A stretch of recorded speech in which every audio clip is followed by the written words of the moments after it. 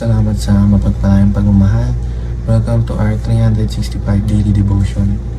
Ako si Alexander Gomez from Batch 3.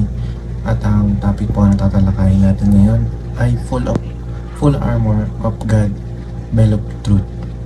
Ngayon po ang ating pag-aaral ay tungkol sa Ephesians chapter 6 verse 14. At buksan po natin ang ating puso at isip sa magandang salita ng Diyos. Sinasabi dito sa verse na, finally, be strong in the Lord and in His mighty power. Put on the full armor of God so that you can take your stand against the devil's schemes. For our struggle is not against flesh and blood, but against the rulers, against the authorities, against the powers of this dark world, and against the spiritual forces of evil in the heavenly realms. Therefore, put on the full armor of God so that when the day evil comes, you may be able to stand your ground. And after you have done everything to stand, stand firm then, with the belt of truth buckled around your waist, with the breastplate of righteousness, stand in the place. Or sa Tagalog, bilang pagwawakas, magpakatibay kaya sa kalakasang galing ng Panginoon at sa kanyang dakilang kapangyarihan. Isuot nyo buong kasuotang pandigma na kaloob ng Diyos upang mapaglaban nyo ang mga pakana ng dyablo, sapagkat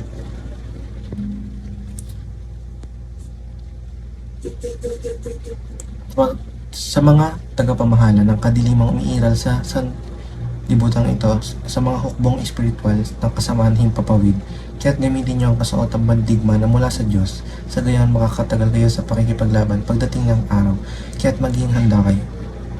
Ibigkis sa inyong baywang ang sinturon ng katotohanan at isuot sa dibdib ang baluti ng katwiran. Ang verse na ito ay tungkol sa sinasabi nating armor of God, which is yung katotohanan. Tayong mga Kristiyano daw ay ang kalasag natin sa mga kaaway ay ang katotohanan. At sabi sa Bible, di ba na Jesus is the way, the truth, and the life. Kaya si Jesus ang armor natin. Teaching number 1, demons are our real enemies. Minsan akala natin sarili natin, kalaban natin, or yung mga taong nakapaligid sa atin pero hindi. Ang tunay na enemy natin ay ang mga demonyo. Sila ang magtutukso sa atin na gumawa ng kasalanan. Teaching number 2, demons aim to destroy God's world. Yung mga kaaway gustong-gusto nila na bumabagsak tayo at nalalay sa Panginoon. Gusto kasi nila nang sirain yung mga ginawa ng Panginoon, kaya lahat ng mga gandang ginagawa ng Diyos ay sinisira nila. Pero kailanman ay di sila magtatagumpay. Teaching number 3, demons fight with lies but we fight with the truth. Kung ang mga kaaway lumalaban sa pamamagitan ng tukso at kasinungalingan, tayo lalaban sa pamamagitan ni Kristo at ng mga salita at pangako ng Diyos. Kada piling natin matutokso tayo at tatandaan natin ang pagiging mabuti ng Diyos sa atin. Application number 1, wage war against our real enemies. Huwag tayo matakot sa paglaban sa mga kaaway dahil andyan si God para sa atin. If God with us, no one can be against us. Application number 2, work towards restoration. Mag-focus tayo sa pagiging new creation. Sa pagre-restore sa mga bagay na dati ay nasira. Kung dati ay nagkasala ka, ay mag-focus ka sa kung paano ka matututo sa mga pagkakasala na yun. Application number 4, wear the belt of truth. Ang salita ng Diyos ay dapat lagi natin sa buhay.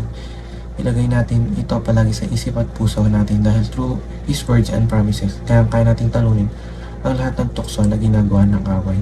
Yun naman po ang aking devotion. Maraming salamat.